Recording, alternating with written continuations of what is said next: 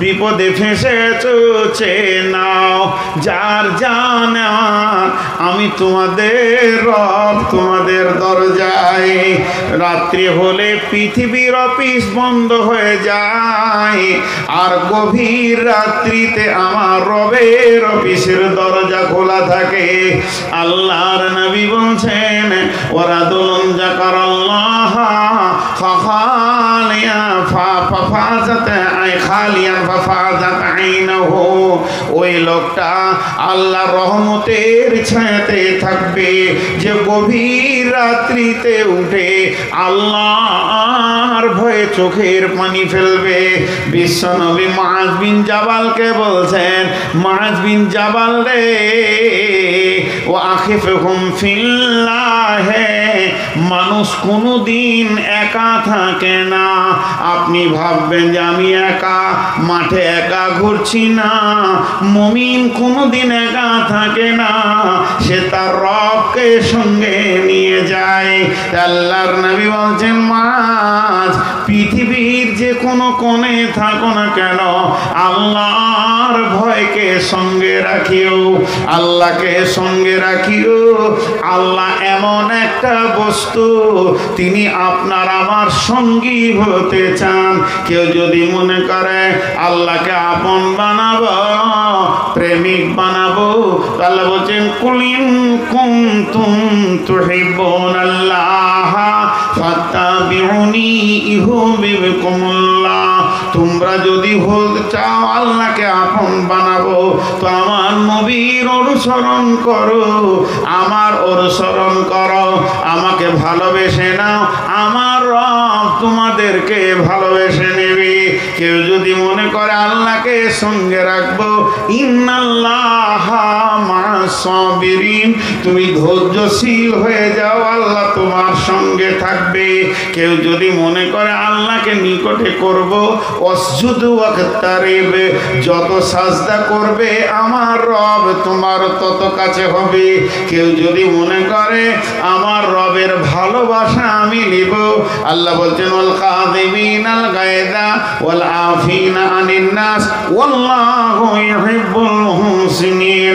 তুমি লোককে ক্ষমা করো এবং মাফ করো, আর রাগকে পান করো, মানুষকে ক্ষমা করো, তো আমার রব তোমাকে প্রেম দিয়ে ভালোবেসে জড়িয়ে নেবে। রবকে পাওয়ার অনেক জায়গা রয়েছে ভাই আমার, তাই প্রথম নম্বরে কোন হচ্ছে মুত্তাকি, সে আল্লাহর উপরে বিশ্বাস করবে।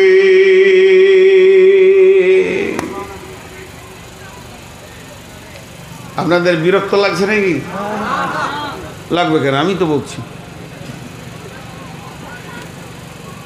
জি,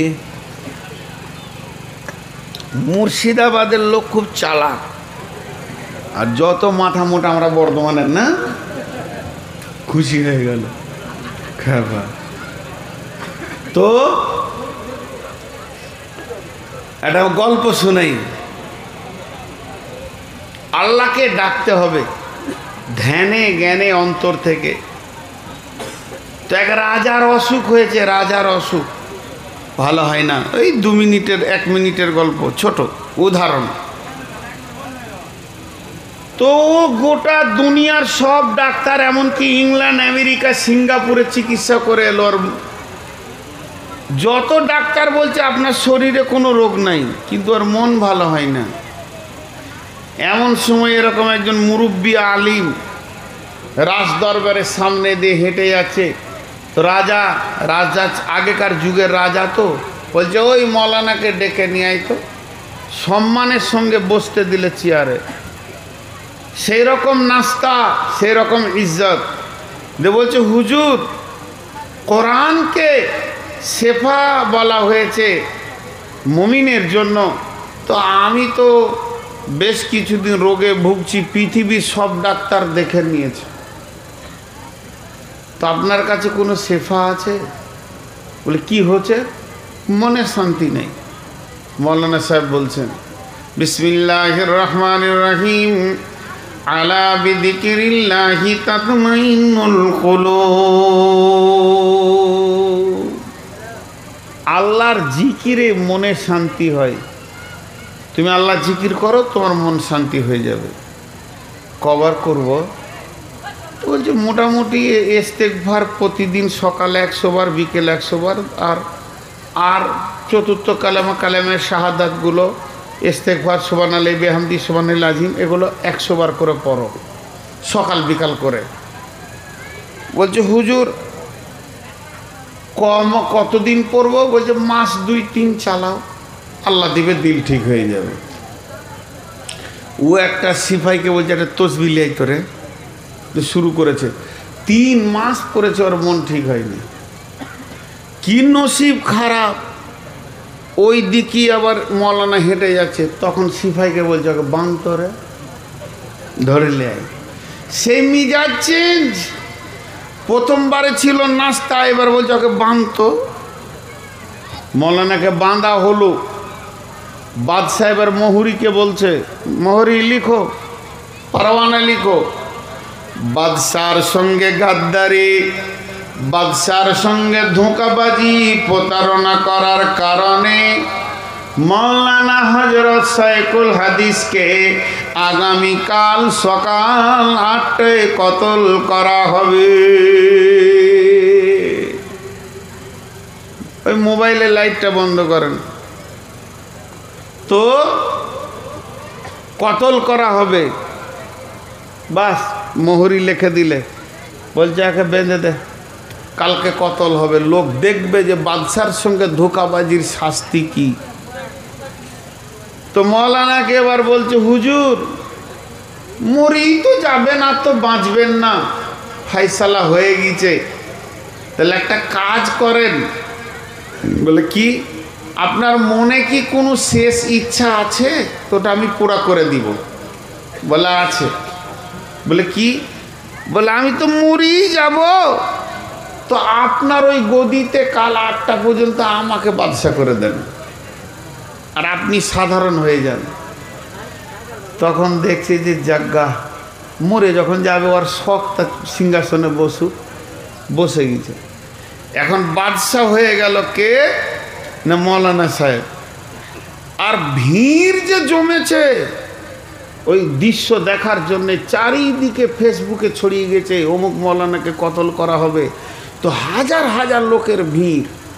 সেই ভিড়ে এক বাদামওয়ালা ঘুরছে, হাতে বাদাম নিয়ে, ভাজা বাদাম, চীনা বাদাম, দামি বাদাম, কটকটে ভাজা, আপনি খান, বিবির জন্য নিয়ে যান। সে কি লেকচার! এদিকে কেস কাছাড়ে আদালত চলছে, ও এখন বাদামের মার্কেটে পড়ে আছে। হঠাৎ করে মৌলভী সাহেব, এখন আর মৌলভী বলা যাবে না, বাদশাহ, আলিম বাদশাহ বলছে ওই সিপাহী বাদামওয়ালাকে বাঁধতরে। বাঁধা হলো। মোহরি লেখ, কালকে সকাল 7:30টায় বাদামওয়ালার কতল হবে। বাদাম বাদাম করে আমার সামনে বকেছে, কানে লেগেছে, বিরক্ত লেগেছে, এর জন্য সকাল 7:30টায় কতল হবে। ও বাদাম ছেড়ে দে, কাঁদতে লেগেছে একদম। এত কাঁদছে যে কি দোষ করলাম, ছেলে মেয়ে রুজি রুটির জন্য 2 পয়সা করতে এসছে, আর কতল হয়ে যাব রে। খুব কাঁদছে। বলছে কাঁদা শোনা হবে না, ওকে একটা ঘরে ভর আর চাবি মার, তালা মার, কাল আর 7:30টায়। বাদামওয়ালা ভাবছে যে ও মরবে তো একটা সাথেলেই মরবে, ভেজাল খুব। এরপরে বাদামওয়ালা বাদশাহ বলছেন মৌলানা 2জন সিপাহীকে, যাও অত্র এলাকায় সুন্দরী, অতি সুন্দরী একটি মহিলাটা বেশ্যা, রান্ডি, দেহ ব্যবসা করে, এরকম সুন্দর মহিলা এনে হাজির করা। বাদশার সামনে হাজির করা হলো। হুজুর বলছেন এ মহিলা, এই ঘরটার ভিতরে একটা বাদামওয়ালা আছে, আগামীকাল 7:30টায় তার কতল হবে। তোমাকে ওই ঘরে ভরা হবে, ওর সঙ্গে তুমি থাকবে। সারা রাতের ভিতরে যদি একবার তুমি ওকে দৈহিক সম্পর্কে আনতে পারো, তোমার সঙ্গে যদি দৈহিক সম্পর্ক ঘটিয়ে দিতে পারো, তো রাজ দরবার থেকে তোমাকে 10 লক্ষ টাকা প্রাইজ দেওয়া হবে। মেয়েটা দেখছে ওরে 10 লাখ টাকা রে, আমি 200 টাকা পাই না আর 10 লাখ, ঢুকে পড়লো ঘরের ভিতরে। এবার বাদশা বলছেন মৌলানা এক লোক এই এলিয়ায় থাকবে না, যে থাকবে তার কতল হবে। জানের ভয়ে ভিড় শেষ, খালি কতলই চলছে। যখন রাত্রি 1:30, গভীর রাত, পৃথিবী যেন নিঝুম হয়ে গেছে, রব খালি জেগে আছেন। এমন সময় মৌলানা বাদশাকে সঙ্গে করে নিয়ে বলছেন হুজুর চলেন, ওই মেয়েটি আর বাদামওয়ালা কোন কাজে ব্যস্ত রয়েছে আমরা দেখি। দরজা জানালার ফাঁক দিয়ে এরকম করে বায়োস্কোপ দেখার মতো করে দুইজন দেখতে শুরু করেছে। তো দেখছে মেয়েটি গোটা শরীরে 1 ইঞ্চি কাপড় রাখেনি, নাঙ্গা হয়ে গিয়ে বলছে ভাই বাদামওয়ালা মরি তো যাবে, জীবনের শেষ স্বাদটুকু লুটে নাও। কিন্তু বাদামওয়ালা কোন রকম মেয়েটার দিকে তাকাচ্ছে না। একটা যুবক নওজোয়ান একটা কোণে অঝোর নয়নে হৃদয়ের ভিতর থেকে আর্তনাদের কণ্ঠে বলছে আল্লাহ আল্লাহ আল্লাযী খালাকাল মাউতা ওয়াল হায়াতা। হে আমার রব, আপনি মওতকে বানিয়েছেন, হায়াতকে বানিয়েছেন। রব আপনি আমার আল্লাহ। যখন চোখের পানিতে কামছে, ইস্তেগফার করছে, আবার সুবহানাল্লাহি বিহামদিহি সুবহানাল্লাহি নাযিম পড়ছে। এই দৃশ্যটা দেখে বাদশাহ মাওলানার পা দুটো জড়িয়ে ধরে বলছে হুজুর এই গভীর রাত্রিতে আল্লাহকে সাক্ষী দিয়ে বলছে ওই বাদামওয়ালার মতো আমি 3 মাসের ভিতরে একবার আল্লাহকে চোখের পানিতে আমি ডাকিনি। আমি শুধু নাটকের ছলে ডেকেছিলাম, আল্লাহ আল্লাহ আল্লাহ করে 150 পুরো করে দিয়েছে, কিন্তু হৃদয়ের ভিতর থেকে মহব্বত দিয়ে ঈমান দিয়ে দেখিনি। আপনি আমাকে ক্ষমা করবেন, আপনার মৃতের পারওয়ানা আমি উঠিয়ে নিলাম, আমার ভুল হয়েছে মাফ করে দেবেন। দরজাটা খুলে দিয়ে মাওলানা বাদামওয়ালাকে বুকে জড়িয়ে ধরে বলছে ভাই আমি মেন্টাল রোগী নই, আমি পাগল নই যে তোমাকে কতল করতাম। এটা শুধুমাত্র বাদশাকে প্র্যাকটিক্যাল দেখানোর জন্যে, একটা মানুষকে তার রবকে কেমন ভাবে ডাকতে হয়, রবের কাছে কেমন গিড়গিড়াতে হয়, রবের দরবারে কেমন করে নিজেকে নিচু হতে হয়, চোখকে কেমন করে পানিতে ছলছল আঁখি করতে হয়, এই দৃশ্যটা দেখানোর জন্যে তোমার উপরে আমি জুলুম করে ফেলেছি। ভাই তুমি আমাকে মাফ করে দাও, তুমি যেমন বাদামওয়ালা ছিলে তেমনি থেকে যাও, তোমাকেও কেউ কতল করবে না। এর জন্য আমার রব বলছে মুত্তাকি যদি হতে চাও, প্রথম নম্বরে তোমাদের কাজ হবে এক আল্লাহর উপরে দৃঢ় বিশ্বাস রাখতে হবে। নাম্বার 2 ওয়াল ইয়াউমিল আখিরি, যেদিন আমার শ্বাসটা বন্ধ হবে, যেদিন আপনি আমি মারা যাব, ও মা আমার বেটি আমার সোনা মানিক আমার, সেই শ্বাসটা বন্ধ হওয়া পর্যন্ত, জান্নাত পৌঁছানো পর্যন্ত একটা লম্বা জীবন আছে আখেরাতের, এর ওপরে বিশ্বাস করতে হবে। পুলসেরাত সত্য, কবর সত্য, কবরে আযাব সত্য, কবরে জান্নাতের ঘুম সত্য, কবরের ভিতরে নানা রকম আযাবের ব্যবস্থা আছে সত্য, কবরে 99টি সাপের মুসাল্লাত হবে সত্য, সাপ কাটবে 70 গজ নিতে চলে যাবে, আবার হাঁজরে তুলে আনবে সত্য, কিয়ামত সত্য, কিয়ামতের মাঠে নেকি বদি ওজন করা হবে সত্য, পুলসেরাত সত্য, তার উপরে পার হয়ে যেতে হবে এটাও সত্য, জাহান্নাম সত্য, জাহান্নামের ভিতরে প্রতি মুহূর্তে চামড়াকে চচ্চর চচ্চর করে খাসি খালানো হবে। সূরা আপনার আলে ইমরানে আল্লাহ বলেছেন সেটাও সত্য এবং জান্নাত সত্য, জান্নাতের আঙ্গুরের কথাগুলো সত্য, খেজুরের বাগান সত্য, সারাবান তাহরা সত্য, চির সুখের জায়গাটা সত্য। আল্লাহ তাবারাক ওয়া তাআলা বলছেন যদি তোমরা মুত্তাকি হতে চাও আখিরাতের উপরে পরিপূর্ণ বিশ্বাস রাখতে হবে। নাম্বার 3 ওয়াল মালাইকা, ফেরেশতা নামে আল্লাহর একটি মাখলুক আছে। আল্লাহ তাদের ভিতরে সেকশন বানায়নি, সেক্স নাই, সেকশনও নাই, তারা নারী নয়, পুরুষ নয়, তাদেরকে আল্লাহ যতগুলি বানাবার বানিয়ে নিয়েছেন। এই ফেরেশতা নামে মাখলুকটি আছে, দুনিয়াতে আছে, আসমানে আছে, জান্নাতে আছে। তারা আল্লাহর হুকুমে নিয়োজিত হয়ে আছে। যাকে যে ডিউটিতে লাগিয়েছে সে সেই ডিউটিতে আছে। কেউ সাজদায় আছে, কেউ রুকুতে আছে, কেউ কিয়ামে আছে। কিয়ামত পর্যন্ত সে হালাতেই তারা থেকে যাবে। কেউ আবার আল্লাহর ডিউটিতে নিয়োজিত রয়েছে। এই ফেরেশতাদের উপরে ঈমান আনতে হবে। তবে আপনি একটা কথা বলবেন, ফেরেশতাদের উপরে কেন ঈমান আনবো? তারাও মাখলুক, আমরাও মাখলুক, আল্লাহর তারাও সৃষ্টি, আমরাও সৃষ্টি। বরং ফেরেশতাদের থেকে মানুষের সম্মান বেশি। মানুষ হলো আশরাফুল মাখলুকাত। তবে কেন তাদের উপরে ঈমান আনবো? ওরে আমার ভাইরে, বাপরে, বোনরে আমার, ঈমান আনতে হবে। তার দুটি কারণ। আমি যদি জানি সরকারি সিআইডি এখানে আছে তো আমি সরকারের বিরুদ্ধে কথা বলবো না। ওই রকম বন্ধুরে জেনে নিতে হবে আল্লাহর সিআইডি যেন সব সময় আমাদেরকে ফলো করে রেখেছে। এর জন্য ফেরেশতার উপরে ঈমান আনতে হবে।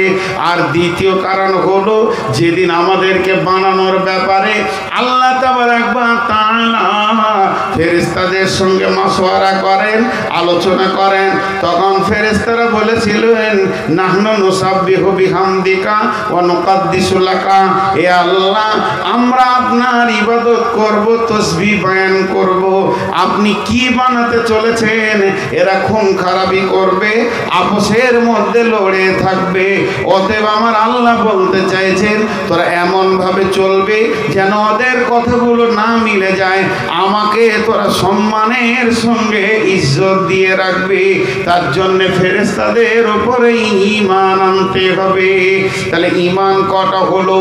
আল্লাহর উপরে ঈমান, আখিরাতের উপরে ঈমান, ফেরেশতার উপরে ঈমান। 4 নম্বরে হলো কিতাব,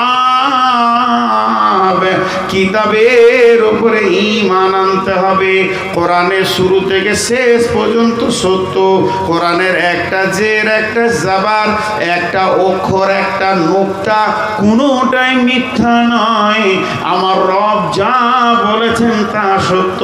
এটা 1% কেন, ওভার 100% সত্য। আপনি আমি যতটা বুঝেছি তার থেকেও ঊর্ধ্বে আরো সত্য। কোরআনকে মিথ্যা পোষণ করা যাবে না। যালিকাল কিতাবু লা রাইবা ফীহি, এই কিতাবের মধ্যে কোনো সন্দেহ নাই।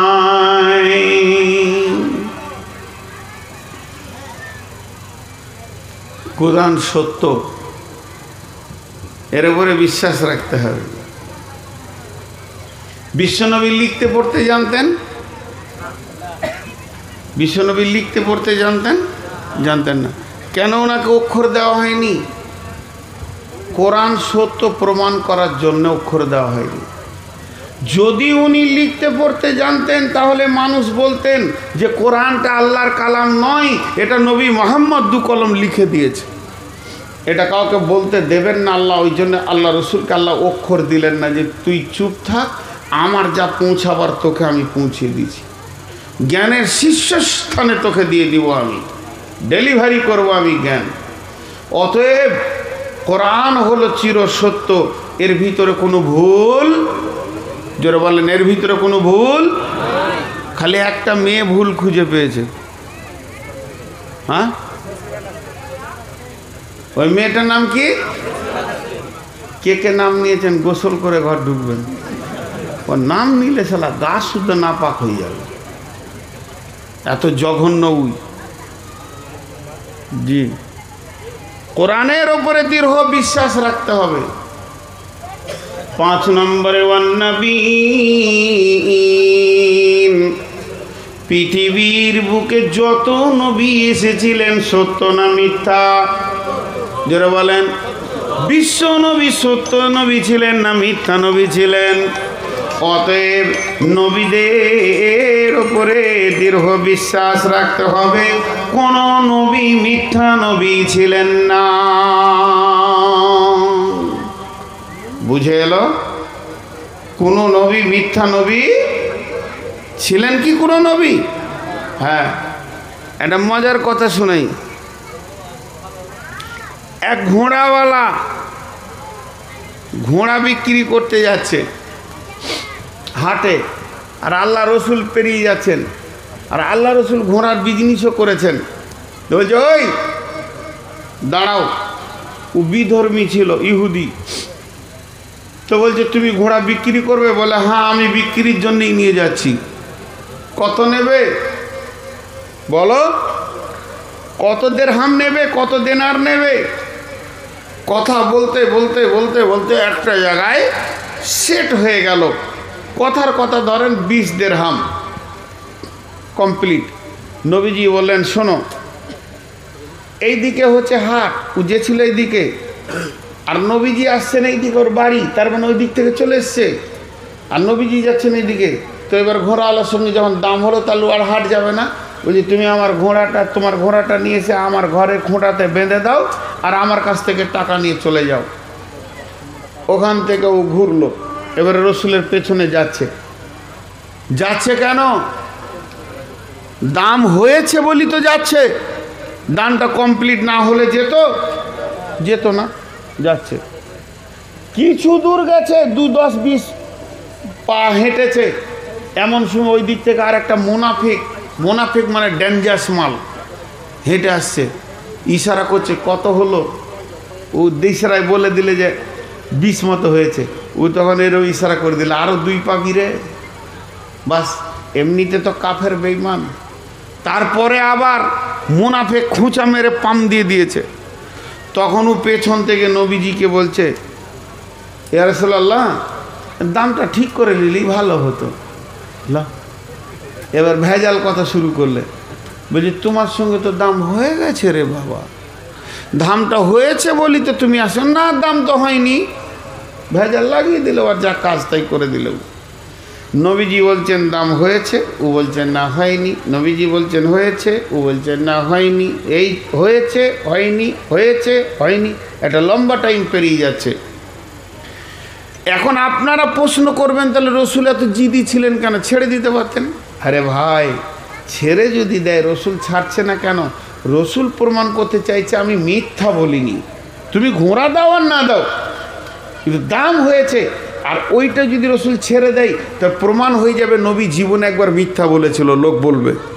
ওই জায়গাটা উনি স্টিল যে আমি লাইফে মিথ্যা বলিনি আর বলবো না, ঘোড়ার দাম হয়ে গেছে, তুমি দাও আর না দাও। এমন সময় ঘোড়াওয়ালা জোরে বলে উঠলো, কি করে দাম হয়েছে আপনি সাক্ষী দেন তো। সাক্ষী দেন তো যখন বলেছে, তখন একটা সাহাবী হেঁটে আসছে, সাহাবীটার নাম আমি ভুলে গেলাম। তখনই ও পৌঁছিয়েছে। ও হয়তো একবার শুনেছে দাম হয়ে গেছে। নবীজি বলছে না তোমার সঙ্গে দাম হয়েছে, বলছে না হয়নি। নবীজি বলছে বললাম তো তোমার সঙ্গে দাম হয়েছে। এইটা যেই বলেছে আর সঙ্গে সঙ্গে বলছে একটা সাক্ষী দেন তো। তখন এই বলছে আল্লাহর কসম করে বলছে আমি সাক্ষী আছি, দাম হয়ে গেছে, ঘোড়া দিয়ে দে। লে ভেজা ছিল না ও এতক্ষণ, আর এখনই এলো। ও ঘোড়াওয়ালা ঘোড়া দিয়ে দিলে, পয়সা নিলে, চলে গেল। নবী যখনই বসলেন, যখন আমার সঙ্গে ভেজাল দাম হয়, যখন দাম হয় তখন তুমি ছিলে না, যখন দামটা সেটিং হয় তখনও তুমি ছিলে না, যখন ওর সঙ্গে তর্ক শুরু হয় তখনও তুমি ছিলে না, তর্ক যখন চূড়ান্ত পর্যায়ে তখনও তুমি ছিলে না। আর এই শেষের দিকে তুমি এসে বললে যে আল্লাহর কসম বলছি দাম হয়ে গেছে। আর তো তুমি কি করে বললে যে দাম হয়েছে? সাক্ষী দিলে? তুমি সাক্ষীটা দিলে কোন বুনিয়াদে? তখন সাহাবীটা বলছেন, ইয়া রাসূলুল্লাহ, এক নম্বর আল্লাহ আছে আমরা দেখিনি, আপনি বলেছেন আছে তাই ভয় করি। জান্নাত আছে জাহান্নাম আছে আমরা দেখিনি, আপনি বলেছেন তাই মেনে নিয়েছি। আপনি বলেছেন এই দিকে সাজদা কর, রবকে পাবি, এই দিকে করিস না তো ওই দিকে করছি। জিন্দেগিটাই তো আপনার ওপরে দিয়ে দিয়েছি। রবকে পাওয়ার ব্যাপারে আপনি যেমন আদর্শ দেখাচ্ছেন সেই দিকে হাঁটছি। শুধু তাই নয়, কোরআন বলছে আমার সমস্ত নবী সত্য, কোন নবী মিথ্যা নয়। অতএব আমি যখন পৌঁছালাম আপনাকে নবী বলে মেনে নিয়েছি, আপনার নামের কালেমাটা পড়ে নিয়েছি, আপনার রিসালাতের সাক্ষী দিয়ে দিয়েছে। আর আমি পৌঁছালাম আপনার জবান থেকে বের হয়েছে, দাম হয়েছে কোরআনের যতগুলি আয়াত আপনি বলেছেন আমরা মেনে নিয়েছি, এগুলো আল্লাহর খবর। তাহলে সবগুলি কি মিথ্যা হয়ে যাবে? না, যখন আপনাকে সত্য নবী বলে মেনেছি, আপনার জীবন সত্য, আপনার প্রত্যেকটি শব্দ সত্য। অতএব আপনি বলেছেন দাম হয়ে গেছে, আর সঙ্গে সঙ্গে আমিও বিশ্বাস করেছি দাম হয়ে গেছে। নবীজি ওই সাহাবীর নাম করে বললেন, ই যে কাজে সাক্ষী দেবে দুটো লোকের সাক্ষী দেওয়ার সমান এর ফজিলত থাকবে। তাহলে প্রত্যেকটা নবীর ওপরে বিশ্বাস রাখতে হবে। আমরা তো ইমানদার যে কটা আছি মুসলমান, সত্য নবী তো মেনে নিয়েছি, তারপরে তো ইমানদার হয়েছি। কাফের কাফের কাফের, বেঈমান বেঈমান বেঈমান বেঈমান, আল্লাহ দুশ্মন, রসুলের দুশ্মন, কোরআনের দুশ্মন, দিনের দুশ্মন কে? উমাইয়া। উমাইয়া রসুলের চাচা হলো সম্পর্কে। উটের ওপরে এরকম মারছে হাত, উটের ওপরে, আর আল্লাহ রসুল রাস্তা দিয়ে হেঁটে যাচ্ছে, উটকে খাদ পানি দিয়েছে, উট খেছে, আর উটের ওপরে হাত মেরে বলছে, এ বেটা মোহাম্মদ, এই উটে চড়ে তোকে কতল করব, তোকে মারবো। যে এই কথা বলেছে, আল্লাহ রসুল হালকা করে তাকিয়ে বলছে, আগামী জিহাদে তুই মরবি। খালি এইটু বলেছে, আর কিছু বলেনি। বাড়িতে যে খাবার খেতে পারছে না, রোগার মতো এমনি করে করে খেয়েছে, এমনি করে করে। বিবি জিজ্ঞেস করছে, তোমার শরীর খারাপ, মন খারাপ, মাথায় ব্যথা, পেটে ব্যথা? বলে না। বলে কি হলো? বলে ওই যে আবদুল্লাহর বেটা মোহাম্মদ সাল্লাল্লাহু আলাইহি সাল্লামকে বললাম যে ঘোড়া উঠে চড়ে তোকে মারবো, তো পাল্টা বলেছে আগামী জিহাদে তুই মরবি। কাফের বেঈমানের বিবি, সেও বেঈমান, মুশরিকা মেয়ে। কাফের মেয়ে কি উত্তর দিচ্ছে দেখেন, যার মুখে এ কথা বের হয়েছে তোমার আর উপায় নাই। ওদেরও ভিতরে বিশ্বাস ছিল যে এ মাল মিথ্যা কথা বলেন, বুঝতে পেরেছেন? তোমার আর উপায় নাই, তো মরলো বেঈমান। এই ঘটনাটা আরেকবার খানিকটা শুনতে পাবেন শেষ দিকে। তাহলে আল্লাহর ওপরে ঈমান, আখিরাতের ওপরে ঈমান, কিতাবের ওপরে ঈমান, ফেরেশতার ওপরে ঈমান, নবীদের ওপরে ঈমান, পাঁচটা ঈমান আনতে হবে। ও আতাল মালা, এটা শেষকালে ব্যাখ্যা করব। 6 নম্বরটা বাদ দিলাম। 7 নম্বরে ওয়াকামা সলাতা, নামাজ কায়েম করতে হবে। ওয়াতা যাকাতা, যাকাত দিতে হবে 8 নম্বরে। 9 নম্বরে ওয়াল মুফুনা বিআহদিহিম ইদা আহাদু, মুসলমান মুমিন কোনদিন কারোর সঙ্গে ওয়াদা খিলাফ করতে পারে না। যার সঙ্গে যার যেটা ওয়াদা হবে, যার সঙ্গে যেটা ওয়াদাতে আবদ্ধ হয়ে যাবে, মুমিন মুসলমান তার ওয়াদা পূরণ করবে।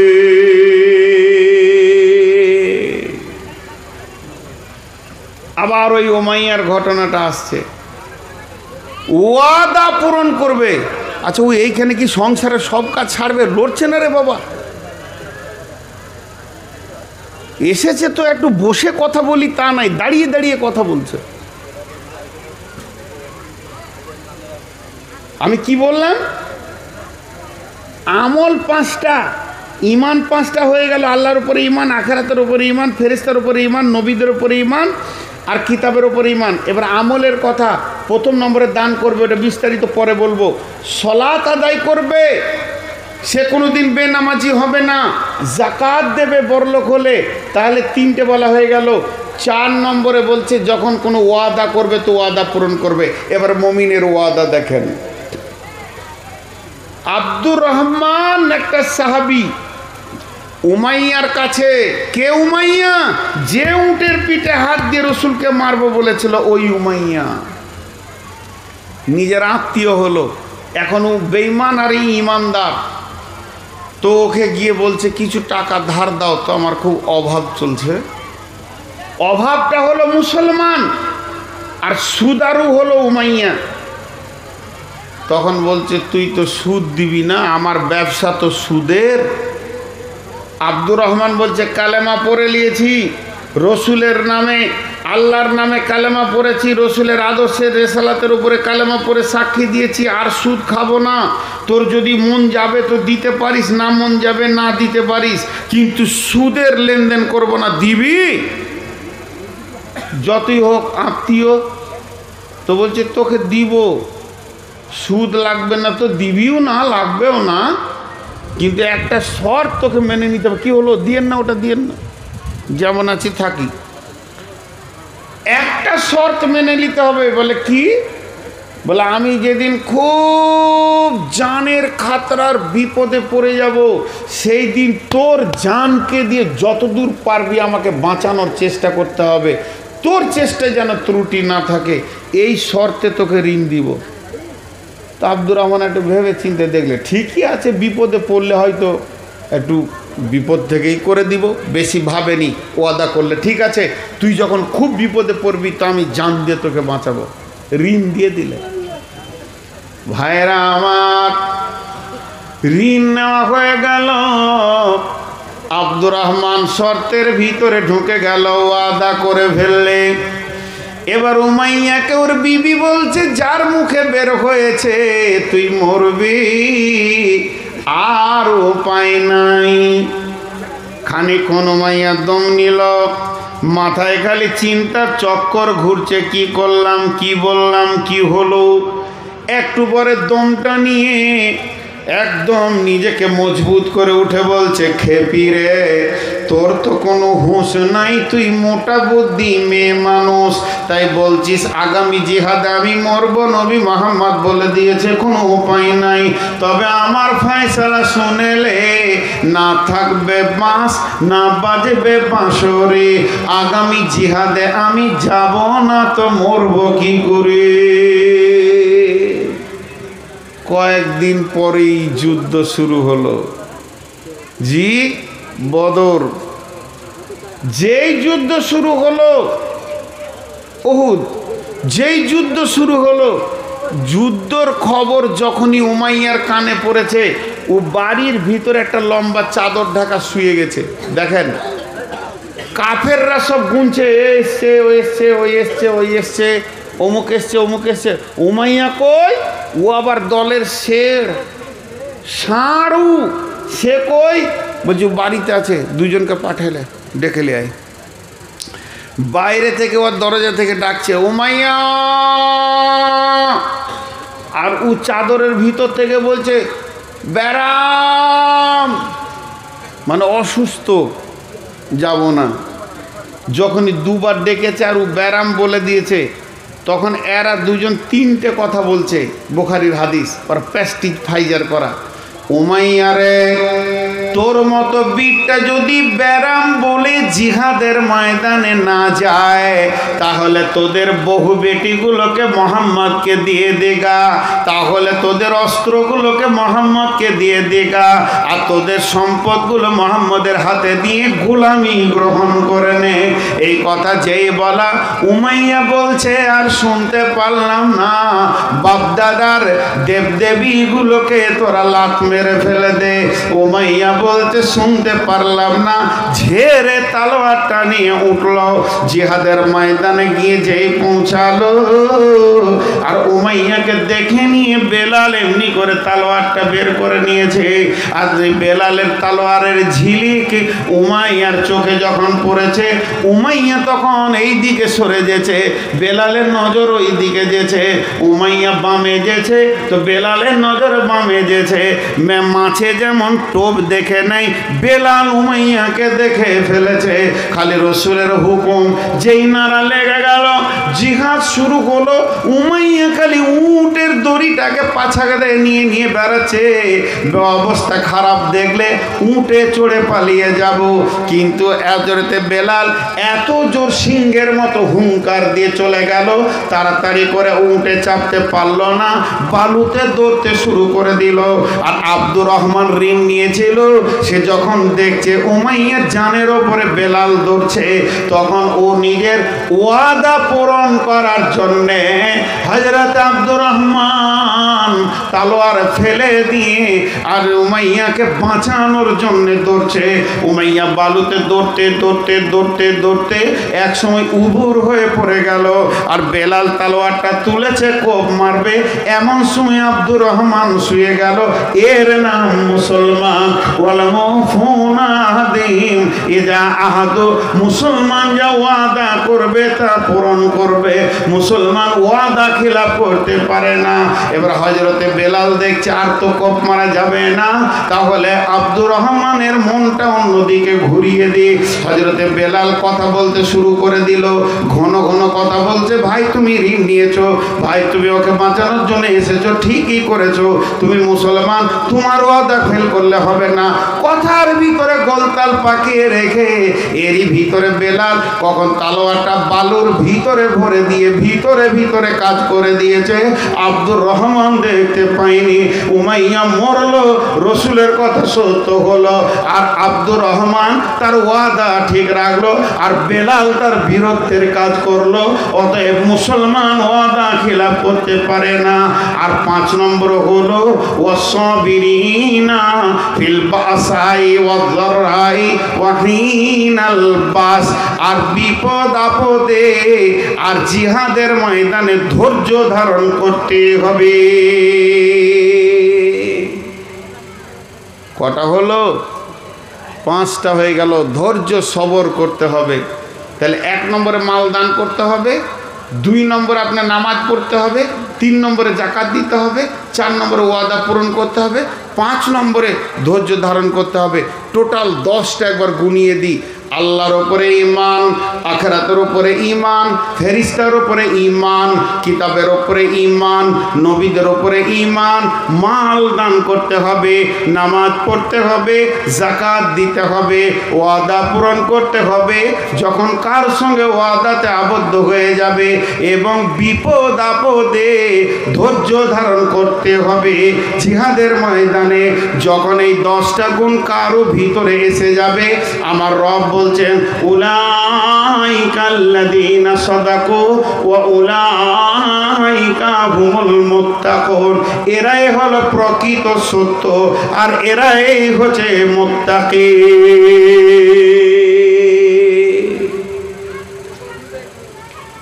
30 সেকেন্ড কথা বলবো, আপনারা আমার দিকে ধ্যান দেন। আজকে টোটাল বক্তব্যটা 30 সেকেন্ডে বলবো। প্রথম বলেছি তাকওয়া মানে ভয়, মুত্তাকি মানে ভীতু। আর ভীতু হলে কোরআন থেকে লাভ নিবে, হাসতে হাসতে জান্নাতে যাবে, ফল ফ্রুটে থাকবে। আর ভীতু কারা? যার ভিতরে 10টা গুণ আছে, 5টা ঈমান, 5টা আমল। ঈমান 5টা, আল্লাহর উপরে ঈমান, আখিরাতের উপরে ঈমান, ফেরেশতার উপরে ঈমান, কিতাবের উপরে ঈমান, নবীদের উপরে ঈমান। আমল 5টা, মাল দান করবে, নামাজ পড়বে, যাকাত দেবে, আর ওয়াদা পূরণ করবে, আর বিপদ আপদে ধৈর্য ধারণ করবে। এই গুণ যার ভিতরে থাকবে, আমার আল্লাহ বলছেন সেই হলো প্রকৃত সত্য, আর তিনি হলেন ঈমানদার, তিনি মুত্তাকি। আমরা সকলে মুত্তাকি হতে পেরেছি, কিন্তু আল্লাহ তাবারাক ওয়া তাআলা যেন আমাদেরকে সকলকে মুত্তাকি বানিয়ে নেন। বলেন আল্লাহুম্মা আমিন। আমরা যেন মুত্তাকির এই 10টা আমল করতে পারি, জোরে বলেন আল্লাহুম্মা আমিন। তাহলে একটা আমল এখন রানিং করব, রানিং। 10টা আমল, 9টা তো ইমান তো 5টা আছেই আছে বডির সঙ্গে জড়িত, আর 4টা আমল পরে হবে। এখন একটা রানিং আমল করব। وآتى المال على حبه ذوي القربى واليتامى والمساكين وابن السبيل والسائلين وفي الرقاب। মুমিনের মাল 5 জায়গায় লাগবে। সেই 6টা জায়গা বলা হয়েছে। এর জন্য আমার আল্লাহ বলেছেন, যাদের আল্লাহর উপরে ঈমান আছে, অদৃশ্যের উপরে ঈমান আছে, ওয়ায়ুকিমুনাস সালাত তারা মৌকা পেলে আল্লাহর জন্যে মালকে খরচা করে। কোন আল্লাহর গোলাম আছেন? তোমায় যাইবে তুমি চিরজন্মের মতো, আর তো কোনো দিন ফিরে আসবে না, আর তো কোনো দিন ফিরে আসবে না। ঘুমায়ে ঘুমায়ে ঘুমায়ে যাইবে তুমি চিরজন্মের মতো, আর তো কোনো দিন ফিরে আসবে না। সময় আছে তোমার, করো ইবাদত। এই দুনিয়া মুসাফির খানা, আর তো কোনো দিন ফিরে আসবে না। বারে বারে ডাকিছে, এই খবর আসিছে, বারে বারে ডাকিছে, এই খবর আসিছে, যেতে হবে তোমায়, ছেড়ে যাবে না, আর তো কোনো দিন ফিরে আসবে না। বারে বারে ডাকিছে, এই খবর আসিছে, না থাকিবে উপায়, না পাহিবে রেহাই, নিয়ে যাবে তোমায়, ছেড়ে যাবে না, আর তো কোনো দিন ফিরে আসবে না। আজরাইল আসিবে, তোমাকে না ছাড়িবে, পাকিবে না উপায়, পাইবে না রিহাই, নিয়ে যাবে তোমায়, ছেড়ে যাবে না, আর তো কোনো দিন ফিরে আসবে না। সময় আছে তোমার, করো ইবাদত। এই দুনিয়া মুসাফির খানা, আর তো কোনো দিন ছেড়ে যার তো কোনো দিন ফিরে আসবে না। যেদিন হবে মরণ, ঘর ছুটিবে তখন, বুঝিতে পারিবে কবরের জ্বলন।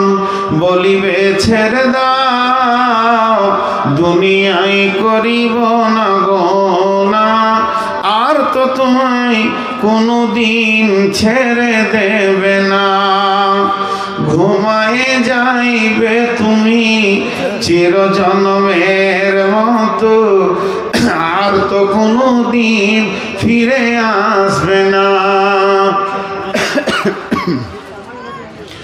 যখন তুমি মরিবে, ভাই বন্ধু আসিবে, মুখখানা দেখিবে, ফিরে চলে যাইবে।